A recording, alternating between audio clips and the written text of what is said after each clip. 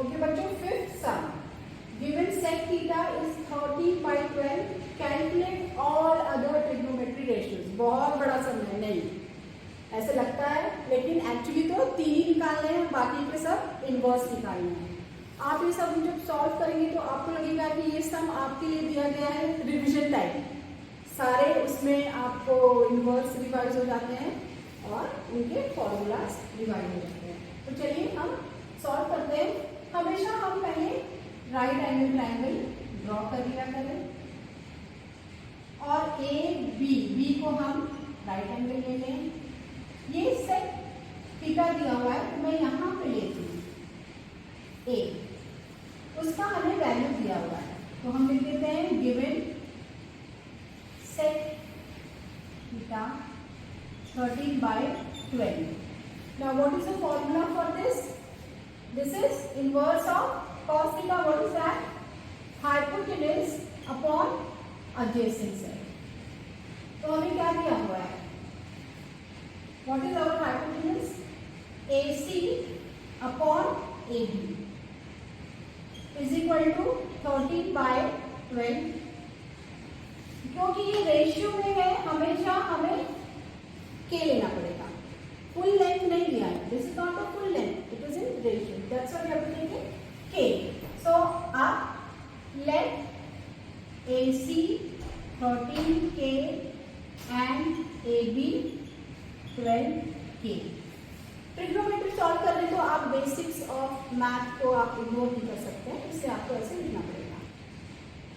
Now हम के क्यों ले रहे हैं? आई होप आपको ये क्लियर है, और अगर नहीं क्लियर है तो मैं बताऊं कि जब रेशियो क्या होता है। Ratio, what is ratio? जैसे सपोज मैंने 2/3 रेशियो लिखा है और इसके अंदर से जो मल्टीप्लाई किया था 2 3 6 सपोज मैंने लिखा, और यहाँ पे 3 3 9, तो ये हो गया 2 3 6, ये हो गया 9, इजंट इट? लेकिन इसके कॉमन मैंने कैंसिल कर दिया है, इसको मैंने रेशियो के फॉर्म में 2:3 लिखा है, मतलब कुछ तो कॉमन था जो कैंसिल हो चुका है। बड़े नंबर को हमने छोटा नंबर करके रेशियो बना के लिखा है, तो उसी तरह ये जो कॉमन है वो के है, वो कॉमन इसमें ऑलरेडी कट चुका है, दैट इज रेशियो। और सम, फिफ्थ सम, हमारा यहाँ पे हाइपोटेन्यूज क्या हो गया? 13K हो गया और एडजेसेंट साइड 12K हो गया। तो by Pythagoras theorem, in right angle triangle ABC, AC square is equal to AB square plus BC square। AC क्या है? 13K square, AB है 12K square और ये हमारा हो गया BC square। 13 कितना हो गया? 169K square, 12 हो गया 144K square plus BC square। Here negative हो जाएगा, माइनस होगा तो कितना हो जाएगा? 9 - 4 5, 6 - 4 2, 1 - 1 0, 25K square is BC square। तो क्या लिखेंगे? Square routing both the sides, है ना, बोथ साइड्स स्क्वायर रूट ले लिया। 25 का 5, K स्क्वायर का K is equal to BC। BC हमें क्या मिल गया? 5K मिल गया। अब हम क्या करेंगे? हमारे पास जो भी 3 पहले वाले हैं या उनके साथ हम इनवर्स भी लेके जाएंगे। Sine A, sine theta, not A, sine theta. What is that? Opposite side upon hypotenuse. हमारा ऑपोजिट साइड है 5K upon 13K which gives me 5/13। Sec theta का इनवर्स क्या है?